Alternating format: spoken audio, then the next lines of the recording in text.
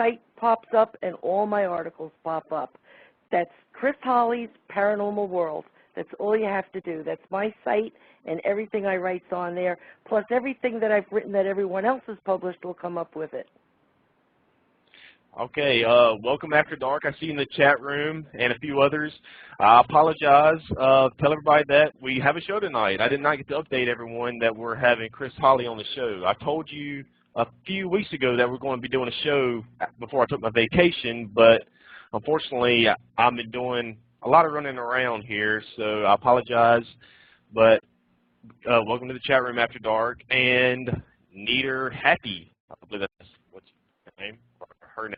But so how did you get into the how did you become a writer, like writing these articles for these numerous websites all over the internet, like, and when did you start doing this? Well, I started doing this paranormal writing probably about 3 years ago. And I started to write about the paranormal because my own life has been filled with many different strange events and encounters that I never understood. And out of curiosity about the things that were happening to me, I started to talk to other people that had the similar experiences and so forth and so on. And then because I'm a writer, I spent my life doing different things all around, writing. A lot of research I did for like sociology, textbooks and things like that, where I would interview people and write up my findings, and it would be combined with other things and made into textbooks, things like that I did in my past. That's how I supported myself. When I decided to really get interested in what was happening to me, I also then became very interested in what was happening to so many others like me, and I started to write. I originally just had my blog, my site, and I would put it there, and then I started to make friends in the paranormal community, and I would send them articles, and then they would request articles, and one thing led to another, and here I am years later, and I've had, well over 300, maybe 350 articles out there circulating over the years on the paranormal. And I'm read all over the world. So that's how it started, and that's where I am now. Wow, you are a fascinating writer. I haven't read 300 articles from you. I probably read maybe 15 or 20 or so. But I have to say that I love your writing. I love the way you present your information. It's different than a lot of other writers out there in the paranormal community. But I got to ask, when are you going to be writing a book? Well, I'm in the last, is it 2 or 3 of Brad Steiger's books. I've written stories for him for his books. And I'm in Chris O'Brien's book, The Trickster, and I'm talking with 2 other people and looking now to finish up a deal to write my own life story. So that's coming about, but I'm in no hurry. Things are very, very slow in the area of book publishing, and the economy is very slow, and I want to take my time and put out something that explains everything I've been through. So I'm just starting to do that now. In fact, I may even do what you're doing and take a little bit of a summer's vacation and then start on the books. Yes, because I am looking forward to seeing a book come out from you, hopefully within the next couple of years. I'm not trying to put no pressure on you, but I love your writing, and I've posted a lot of your articles on my websites. But to the listeners that are just now popping in, welcome. We're talking with Chris Holly. You can go to UFO Digest and search her name and UFOdigest.com, and many, many, many articles will pop up, and we'll be talking about a few of them tonight here on Cryptic Knowledge Radio. And you can also Google, what's that, Chris? Chris Holly's Paranormal World, or Chris Holly Paranormal Writer will also bring up a whole bunch of my articles. Okay, what about what year did you get started into, you said you've been writing for about the past 3 years, but when did you actually get interested into the paranormal and UFOs? Oh, since I've been about 3. Since I was, well, actually, that's a little young. I didn't really know what I was doing, but that's when odd things started to happen to me. Ever since I've been a small child and had events happen to me that was so bizarre, no one could explain to me what was going on. Not my parents, not the adults around me, no one. And from that point on, I knew that I had unusual things happen to me and was very focused on it. I just also had a normal life, a parallel to all these things that were going or happening to me that insisted my attention as far as providing, you know, a house and a home for my children and myself. So I had to give most of my time to supporting myself and raising my family and just deal with these events the best I could along the way. When life got to the point where I had enough free time to then really say, you know, it's time I address these issues and face these things and wrote about them and investigated them and looked for help or looked for others, that got me into seriously writing about it. And that happened, I guess it's maybe 4 or 5 years, possibly now, where I started to write it all down and, you know, send it out a little here, a little there. UFO magazine or some of the publications in England would publish some of it. But I didn't get into it where I started to put out 2, 3 articles every week, rain or shine, for about maybe it is 4 years. And I'm a fast writer. So if something comes into my mind or annoys me or I talk to someone that's fascinating, I sit down and get it out there. So that's where we are. And I have, as most of my books, in pieces all over my house that I want to write. I just have to put them together. I'm kind of the same way, but I'm no writer by any means. I have a lot of scratch notes, but I'm not a writer. I try to, but some people, it's very tough. I'm sure you know that it's tough. Well, maybe if it comes natural to you, maybe just like yourself, it's probably easy. But for a lot of people out there, it's very tough to start writing something very long because, as many say, you always block, you know, like that. But I don't want to get into that too much because we got a lot of stuff I want to talk about tonight. We have about 48 minutes left. But tell us your your first or a UFO or paranormal experience that you've had in your life that stands out among the rest of them, and like, did that have an effect on your life in leading to the path that you're on right now? Well, the first thing I remember that was a terrible thing for me when I was a little kid, from the ages, I think it was 5 to 8, and then it changed and got a little different from like 8 to 10 and then changed again. But the first experience when I was like 5 years old up to about 8 was what I used to call my nighttime terrors, which were when I would go in my room at night, I would see symbols and like storylines, pictures and symbols around the border of my room, running like on a you know, I can't think of the word of it, a loop, on a loop, going around my room. And I would sit and look at this as a little kid and scream for my family, who would come and not see it, and they would leave, and I would see it again.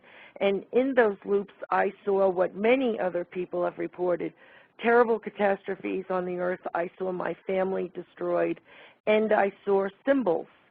And the symbols, I had no idea what they were. I was a little kid.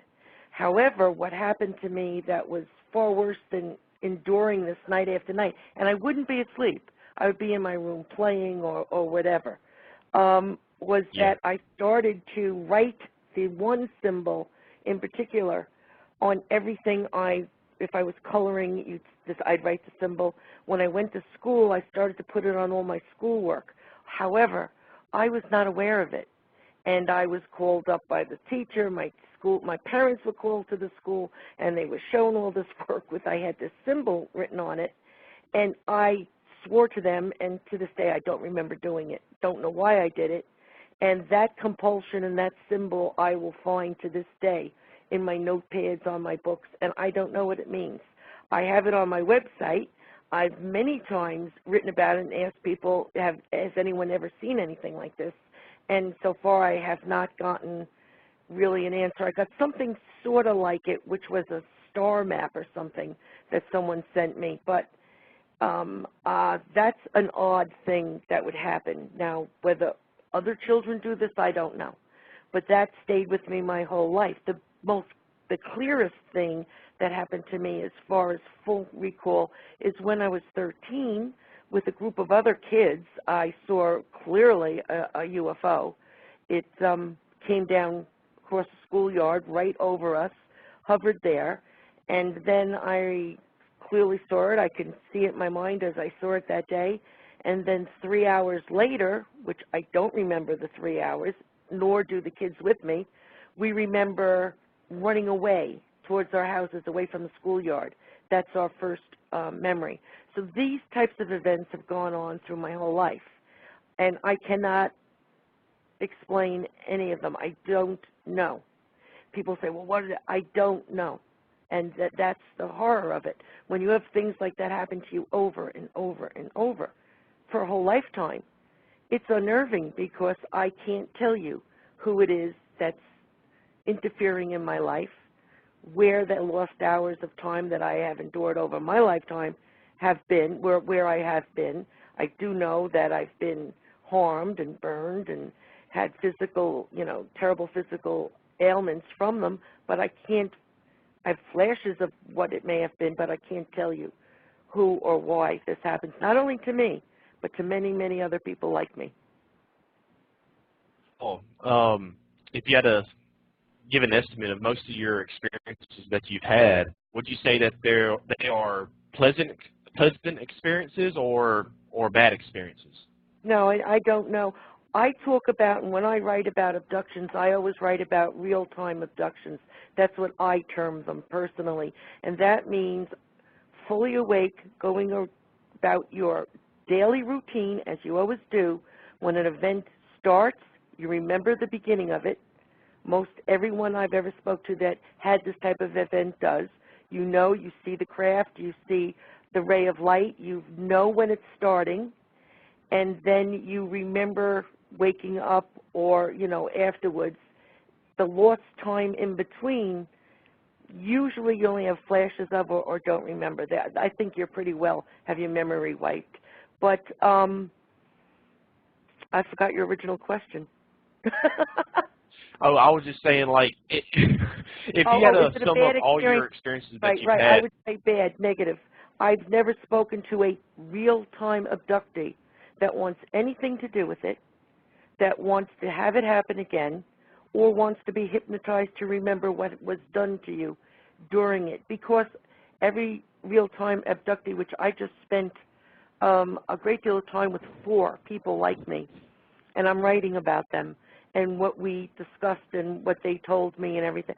None of us want to remember because of the flashes we do have are not pleasant, and the physical ailments we all have that we've been dealing with all our lives since are horrible. So no, I don't want to clearly remember what was done to me because it's a negative thing. How would you you walk outside to go to the grocery store, and the next thing you wake up 3 towns away, sick, vomiting, dizzy, burned, maybe the roof of your car burned, smelling terrible. It's not a nice thing. I don't know any of us that have anything pleasant to say about it. Since we're already talking about abductions right now, if you had to say, if you had to say that these abduction cases all throughout the world and many that you have encountered, are they, let's say, extraterrestrial in origin or are they government in origin? Because there's always both sides of the story. Well, what is your case here? Well, that's really interesting, and that's one of the main things that when the 5 of us were alone, the 4 of them, that we talked about it for a great deal of time, is what and who is behind these abductions and who's doing this to us. We have flash memories of the beings that do take us, and most of them are humanoid in form, meaning they have a head, arms, maybe legs. They're that kind of look. They don't look like a jellyfish or anything. However, we also have memories of them looking different, like some more like reptile looking and others more the typical gray looking, others more just like a light. And we've come to the conclusion that they are probably in suits, all of them, and none of us have ever gotten a clear look of what actually is taking us. And I truly believe that of most of these experiences with anyone all over the world. It stands to reason our atmosphere is ours. It may not be theirs. It's much easier for them to protect themselves in a suit. And even when they abduct us, instead of changing their whole craft to work for everyone, they just wear a suit that they can function in and use the atmosphere that wherever they are to deal with the being that they're looking at or taking from or doing whatever they're doing to. Now, is it the government? Is it aliens? Is it both of them together? That's a question I cannot answer you. Since my abductions took place at a time on Long Island where Plum Island was in full force, as well as Brookhaven Lab and a large Air Force base, and I was located in a place out in the country right off the Atlantic Ocean, so it was very easy to swoop in, take the little poor creatures that were living in this sort of rural area at the time, do what you please with them and put them back. Now, were they coming from Plum Island, Brookhaven Lab, both very notorious places for evil doings, I'll put it that way, or were they alien? Or were they a combination? Are they aliens working, or let's put it this way, the government may be defenseless to say yes or no to them and have to just go along with it. Does the government know it? Is the government part of it? That I can't answer you. Was it humans that were more advanced than maybe we are somehow, or a secret part of humans that advanced and involved in technology, and it's just as easy to just take us and make believe they're aliens and do what they want to continue on with their experiments? That I don't know. And honestly, I've never spoke to an abductee that can give you a clear answer on that. That's something I wish I did know, because I would like it to stop. For every human in the world that's been taken against their will, kidnapped, harmed, returned, and then ridiculed, laughed at, and not helped in any way, I feel that it needs to stop. It needs to be looked at for what it actually is, and if you can protect your citizens, you should try to, because it's very unfair. It's the one place, across the world that you can be taken against your will, kidnapped, and everyone laughs at you. So who's doing it? I'm not sure. I'm not sure. I do know they're very advanced. This kind of brings me up to the next question that I want to bring about. It's one of your articles that you wrote on UFOdigest.com. And to the listeners, go to UFOdigest.com and just search Chris Holly, and numerous articles will pop up. But one of the articles is a different look at a lifelong abductee, less Hollywood, more reality. Sum it up to our audience, Chris. Well, you have to understand where I'm coming from. I'm coming from someone that's never had a good abduction. It was never beautiful, wonderful, kind. I didn't feel good otherwise. Afterwards, I was left with some conditions that to this day are crippling me completely. It's been a horrific experience my whole life, and it isn't Star Wars. It isn't Close Encounters. It isn't the other one where, the kids played with E.T. It isn't E.T. These are beings, whoever or whatever they are, that are out for their complete, total own agenda and really use us as lab rats. It is not glorious. It is not something you want to run out and offer yourself to. It's a serious case of abduction against your will to be used for experimental or whatever their personal agenda is that has nothing to do with the goodness or benefit of you. Nothing to help you. And Hollywood has made this so mixed. Science fiction and the paranormal have become so intertwined that people are not able to separate the fact from the fiction, the truth from the fantasy. Exactly. And it's become so bad that at this point I don't think we're going to be able to fix it. I spend hours trying to explain this to people, and they just don't get it. Hollywood is Hollywood. That's make-believe. What people are telling you that happened to them is real, and they are not alike. And if you listen carefully and truthfully to the people that tell you of their experiences, they are not like Close Encounters, or they are not like, what Star Wars. It's two different things that have been controlled by throwing them in one bucket. Hollywood, or probably government-driven, because it's the easiest way to control us, and we are so, I don't know, weak. We allow that to happen to us.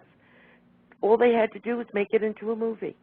And we went along with it and embellish it and change it and make it appealing or very terrifying or whatever you want to do. It's Hollywood. It's Hollywoodized. The facts are most people don't remember what happens to them in between. Many people are harmed. Many people have had surgery that they didn't know they had.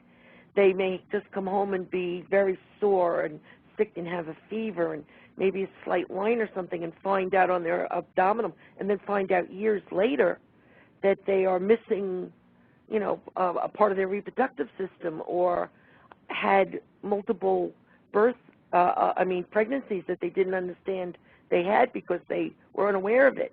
But the scar tissue and everything is there from it. I had one poor guy that had his stomach messed with, and he suffers to this day and doesn't have the recall of it happening, but was returned very ill and sick. That's the truth of abduction. That's not what you see in the movies. And I had a very interesting conversation with someone not too long ago that asked me about the anal probes, and, I burst out laughing. Because the truth of the matter, in 30 years of talking to other people who have been abducted, I have never heard anyone talk about an anal probe. I don't think any of us have had them.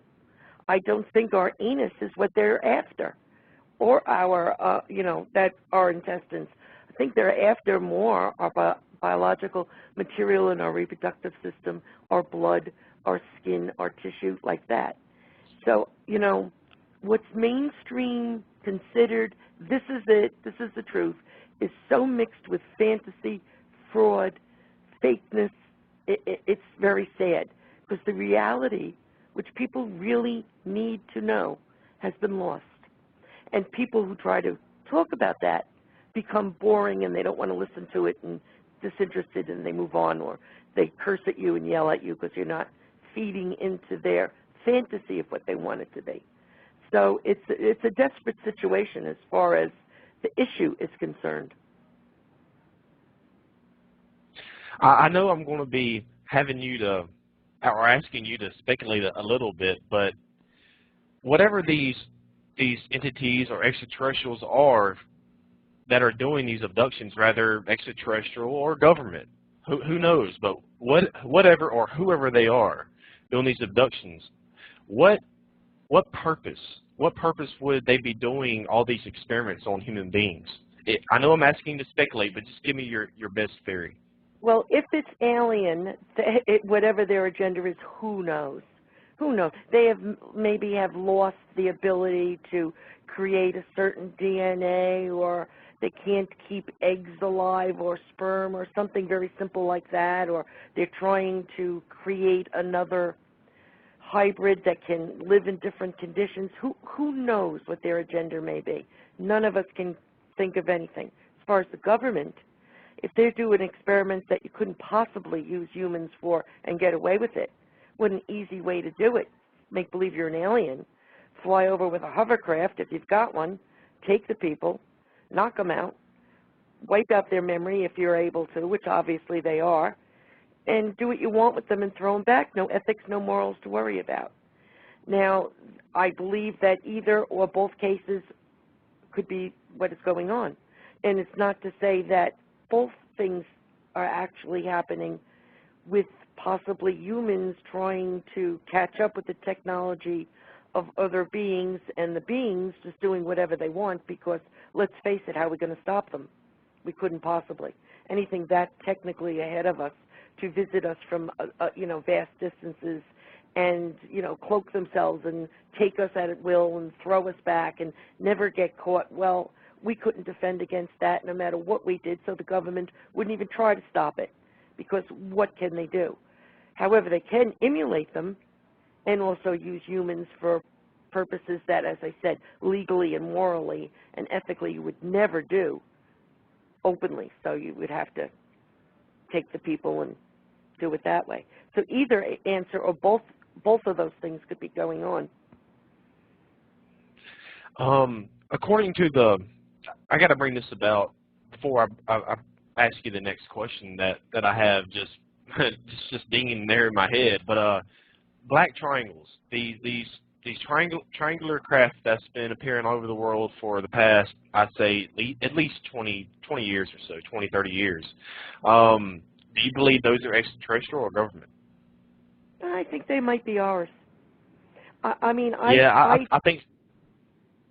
think that we are very technically advanced that in areas that we have no ideas about. I think our black ops are probably incredible and kept very secret. And I also think that there's aliens, if you really want to know the truth. I think it all exists. But I think the triangles are human-made. Yeah, I've heard a lot of people say that if, let's say that the abductions coming from some type of elite group, some kind of rogue group, then that black triangles are their vehicles that they're using to abduct. How true is that? But what I wanted to bring this into is that I've been having a lot of dreams lately. I think this is the first time I've talked about this. I've been having a lot of dreams the past couple of years about black triangles. Most of my dreams are pretty much the same, but they're different in some ways, in some aspects. But in every dream I have, these black triangles, it's like I go outside, and the dream is pretty much the same. I go outside, and all I see in the neighborhood, in the city, is a couple black triangles swooping over and taking people. And I hear people say that if you don't, vaguely, I hear people say if you don't submit to them, they will take you. I hear that in every dream. If you don't submit to them, they will take you. Help me figure that out. I don't understand this. I've been having this dream for the past, I'd say at least 2 years. I don't know why I keep having the same dream. It's a little different in some cases, but it always, to sum it all up, it's the same thing. I go outside of my house, and I see these black triangles in the sky, and they're abducting people that do not submit to them. Well, what is this? I don't know, but I will tell you, I think everyone should pay attention to recurring dreams that are very, very alike or similar. That's a message that you would need to understand either by your own subconscious or someone putting it there for you. So I would pay attention to the dream. What it means is I don't know. I think that the black triangles are part of this whole space cosmos thing, but I do think that they're at least human involvement with them. I also think that there are far more than one species of being out there that's capable of visiting us, and that's why you sometimes have, different reactions from people who have seen different crafts or different beings. They are not always exactly the same. I think they are not all the same. They're very different. And I also think some of them take us, keep us alive, and come back and take the same people over and over. I think others just take people randomly and don't take them over and over. And I think some of them take people and keep them and don't return them. As far as the black triangles, I don't know, unless it is us, as I said, doing terrible things under the disguise of being an alien group, because they get away with it. I would also think that maybe you're being made aware of all the stuff that's going on and told to pay attention to it. And don't be surprised if in your life you have to deal with a black triangle, which if you are prepared and protect yourself, you're much better off than if you're not. So, take all of these things into consideration. And by being prepared, I mean... I have seen one. I saw one. I'm sorry to interrupt you, but I have seen one, only one, and this is about when I started having these dreams. But it was a good distance away. I was on vacation with me and one of my ex-girlfriends. It was about the summer of 2006, I believe, and we were in Gulf Breeze, Florida. And a lot of people say Gulf Breeze, Florida, around that area is a hot spot for UFO activity. And that's where I saw the black triangle. And it was, the thing is, it was moving slowly. I had this posted on the UFObunker.com if people want to go check it out. If I'm not, you have to go try to search for it. But it was moving very slowly, and then it would make like some kind of right turn, and it wouldn't shoot off, but it would move very quickly. Well, much quicker than you would expect to be the typical government, let's say like Southwest Airlines or anything like that. It was moving much quicker than that. It wasn't moving at lightning speed, but it was moving very quickly. And ever since then, 2006 is when I had that sighting. And I was 2007, 2008. I've been having the black triangles periodically, on and off. What did your instincts tell you when you saw the thing? Did you feel it was alien or that it was of the Earth? It's hard to say that I had a sense that it's government, the Earth, but it was extraterrestrial technology, because this thing, I couldn't see. All I saw was just the lights and the outline of it. I couldn't see. I was a good distance away from it, and just the way I saw it kind of shoot off, it wasn't like lightning speed or the speed of light, nothing like that, but it shot off really quick to be moving so slowly. And it was moving slowly above the horizon when the sun was setting over there on the shores of the beach. And then just it made a little turn and shot off away from me. And my impressions were that it was maybe some type of secret technology that the government has, or some kind of rogue group out there.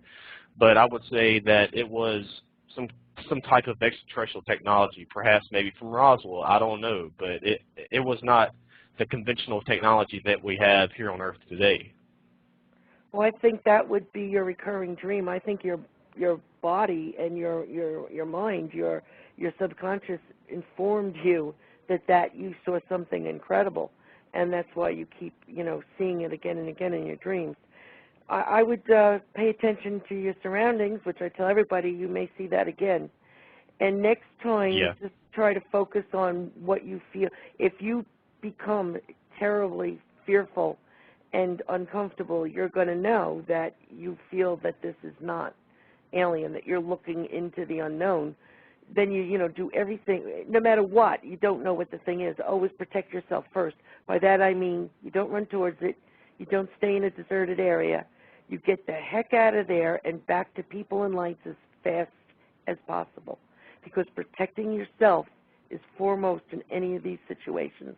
You never offer yourself up as a guinea pig, no matter what. Okay, let's get back to you.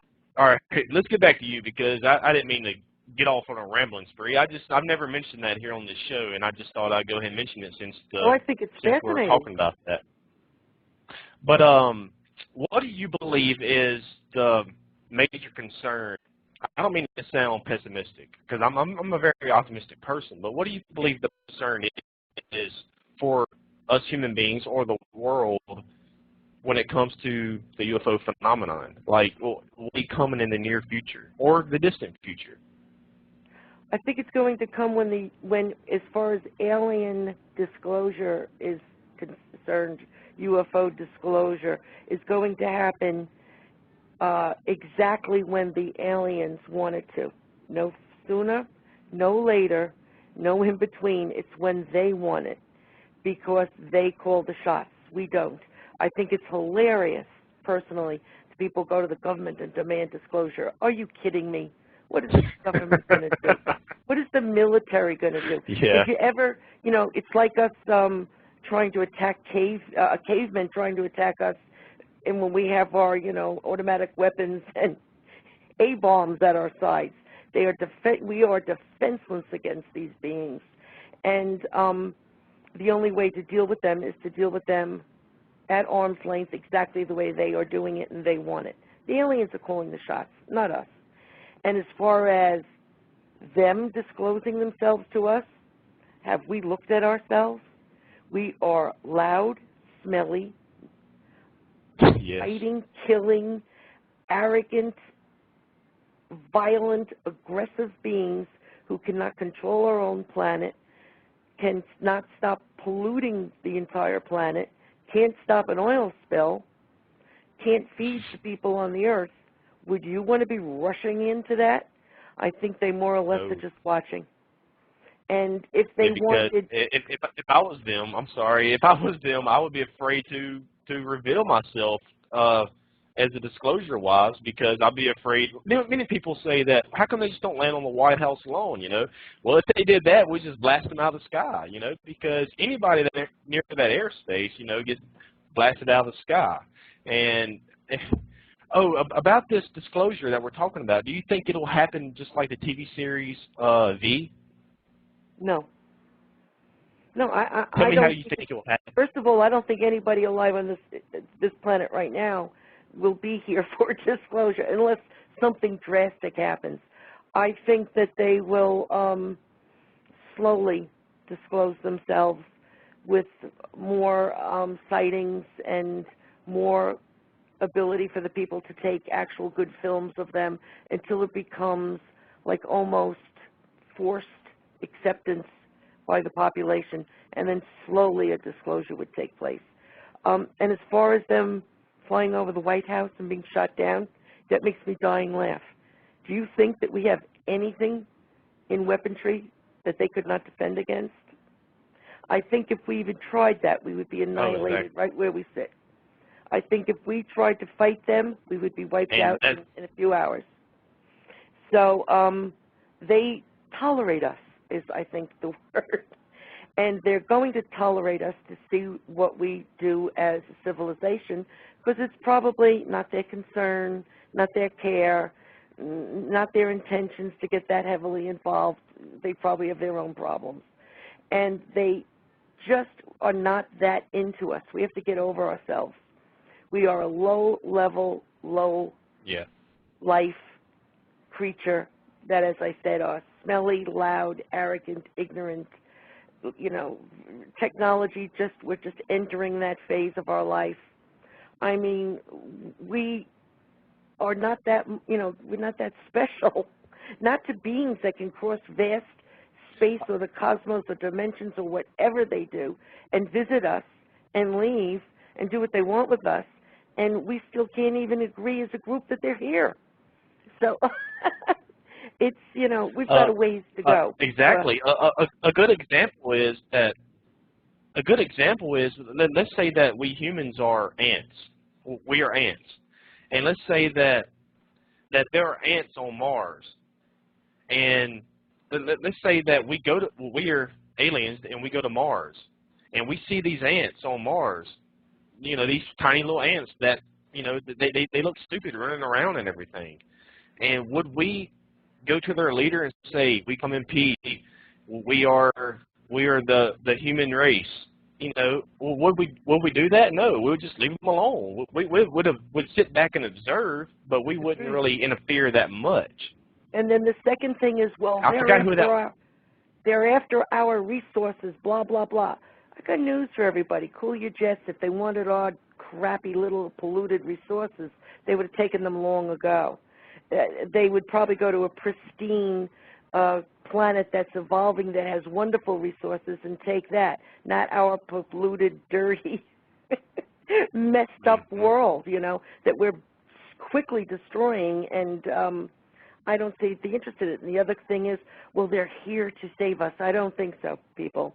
If they were here to save us, they would have done that a long, long time ago. They're here to observe us and for their own agenda, which we probably are not even smart enough to understand what that agenda is and what it consists of.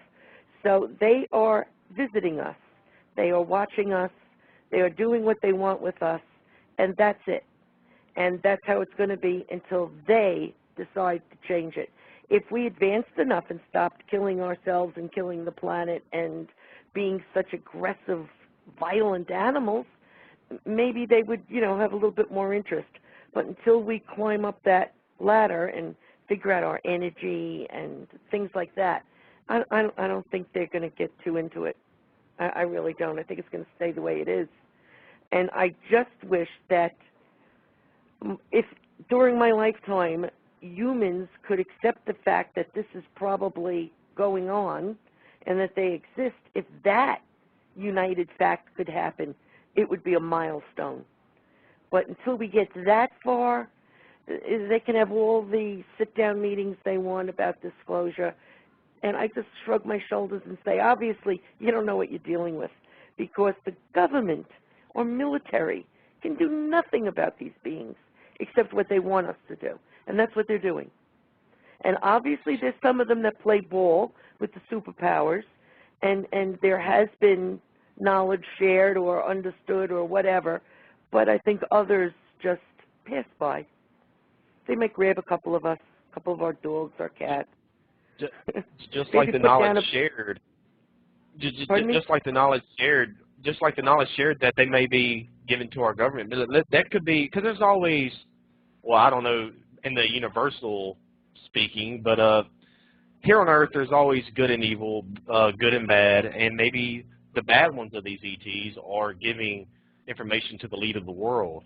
But I don't mean to get off on too much of that, because a question that always kind of mind-boggling me is that, because I believe what you just said about why they haven't disclosed themselves yet, because, yeah, we're too primitive.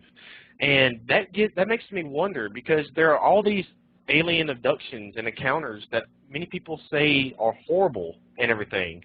And many people say that these aliens that are visiting us on a regular basis are not benevolent beings.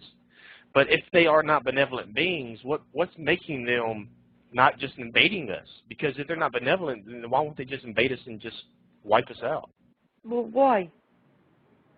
Well, if they don't want this planet, what do they care? That you're giving it much too. It's the same reason I don't go around and kill every single ant in my yard or wasp. I don't, they don't really bother me. I let them do their own thing. And they're part of this planet, just like we're part of the universe.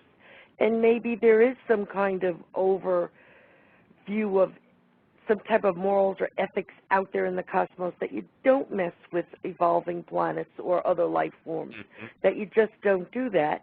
I'm sure it's done anyway, but I just don't think, why would they want this planet? We are on the edge of the universe in our solar system, in our galaxy. We are not that important when it comes to the whole big picture of things. I am sure there are a billion planets just like ours that are probably easier to access, possibly a little more evolved or not evolved at all, where if they were going to take a planet or develop it, they would use them. Would you go buy a nice new house or a dirty old nasty one that had to be completely renovated? Yeah, exactly. and needs a lot of work. I mean, it's the same exact, I think, way of looking at it. And destroying us, helping us, this, that, I just, get over it, people. We're not that important to them. We really aren't. I understand what you're saying, because it makes sense to me, because if you go outside and I see these, I hate wasps, because wasps will sting you for no reason. And if I see a wasp, too. Yeah, and if I just see a wasp, if I go outside and I see a wasp flying around, I'm not just going to attack it and like, I hate you, I'm going to kill you, Right. I'm just going to leave it alone. You're making me think here. And I also like don't that, want to. because I don't want to move into their nest either. No, I wouldn't want to do that. It's not my thing. I like my own nest, and it's basically the same thing with them. If I just wonder, you look at this planet, and let's be realistic. Yes, sometimes it is just the most beautiful thing that we have ever seen.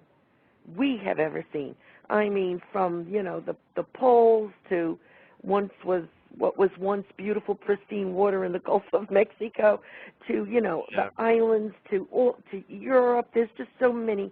Ireland is the greenest thing I've ever seen. There's so much beauty in the world, and there's also so much havoc and chaos and confusion, and even the level of standard of living on the earth is so different, in different continents. Some people are barely living or mostly dying, and others have to go on diets because they're so obese. I mean, there's no level of connected civil living on this planet yet.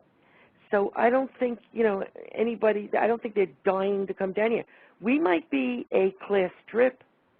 They may come down here as a college course and look at us and view us and see what's going on. They may have interest in us as an experiment if they were going to try to change civilization or start one somewhere else. But I don't think that we are much past that, because we just can't get our act together. And you can't even go in a chat room and have a civil conversation on the internet in this world. It's all battle and hatred and ranting and craziness. Well, that's not going to get you, picked up in the cosmos neighborhood by those that are far superior to you. You're just going to kind of hang out over there until you grow up. So we're in our infancy, and they are not. They've graduated, grad school even. So we have to catch up. Yeah. And as I said, we have to find a chat room that says they just want to mix in with us. That's all. And then under that he says the Greys do. So I guess he's meaning the Greys just want to mix in with us. Well, but who are visiting? Nobody knows what a Gray is, because nobody's ever seen, I don't think, an alien outside of their suit. Not anyone I've ever talked to, because they would probably die instantly in our atmosphere. So the Greys, and I think the Greys, we don't even know what they are. They could be pure light, pure energy, pure energy, and not even have a body form, and use that suit to have a form to deal with us. And we are not smart enough to deal with it. And I think that there are aliens that do walk around this planet that do look like humans. And they are here for whatever reason they want to. I think it's maybe like a class or tour duty they have to do for their military or something like that. But they don't really want that much to do with us. And if they're going to breed with us or do all that, it's not, I don't think, done on Earth. I think they take what they need from us and do that elsewhere. And maybe they put them back here once they have hybrid us and they are walking around.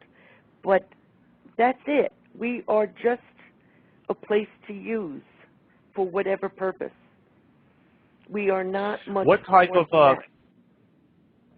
of, all in all, if you had to sum it up, all these encounters that we're having here on Earth, what group of extraterrestrials would you say that are visiting us more often? If you have to speculate, just give me your best answer. I think that the most people describe them to me as either in reptile suits or reptile-looking outer coverings, or the gray outer coverings, and of course the tall ones with blue eyes and light-colored hair that look very human-like. But they are either from a planet.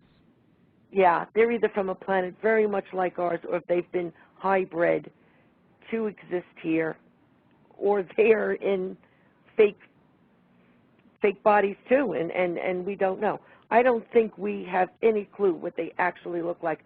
I do know one abductee that I spent time with just recently, the one of the four, did have a lot of clear flashes of her encounters. And her biggest fear in life is to be hypnotized, because in her flashes, which she does recall seeing and feeling and knowing, was so horrific that it almost stops her heart from beating. She has such terror and fear from it that she doesn't want somebody who's out for their own good hypnotizing her and bringing her to that point, because she feels she would probably die. Her heart would give out. So that's her reaction to what she saw. So with that said, I don't think we know what forms they are in. Look at the life forms on this planet, from the things on the bottom of the ocean floor to the things that live under the ice in the poles. There are so many, and everything in between, life forms that we don't even, I don't think we're able to imagine what they may be like. They probably have a place where their brain is kept, eyes, some place for nourishment maybe, and some type of hands, which could be claws, could be long stringy things, could be God knows what, but things to build or function with. Besides that, they could be any type of form you could come up with. So, you know, I realize that, and I do believe the Greys are in a suit. So I don't know what the Greys look like. We have about a little over 4 minutes remaining, Chris, and You're kidding. And briefly, I know it's been fast. It's been really fast. Oh. And briefly, explain to us what do you believe is going to happen in the next couple of years, you know, as 2012 gets near. I'm sure, as you know, I'm pretty sure you don't think it's going to be all doom and gloom like Hollywood portrays it. But within the next couple of minutes, go ahead and explain to us what you believe is going to take place. Well, I do think that the Earth is in for some natural cycles to take over, and that we are going to have a lot of problems with natural disasters and catastrophes. I do believe that. Of course, the poles will change, but I think that's going to be gradual and not the hysteria everyone feels. I think volcanoes, solar problems with the sun are going to be a major problem. Things that are natural to the universe and the cosmos and our galaxy and our solar system are going to happen, but we have not been alive long enough to understand that it's natural. And we have not, as a society, lived through it, so it's going to be a catastrophe to us. However, the Earth is still here, humanity is still here, life is still here, so these things happened before, they're going to happen to us soon again, and they'll happen after that once again when the cycles return. I think we're in for some very rough rides, and we should be prepared. And maybe all of us won't make it. There can be tidal waves about to happen and lose all our electricity, let's say, and financial collapse and problems with feeding the population, and terrifying things may be afoot. But I don't think the Earth is going to end, and I don't think mankind is going to end. But I think we're in for some tough, tough times.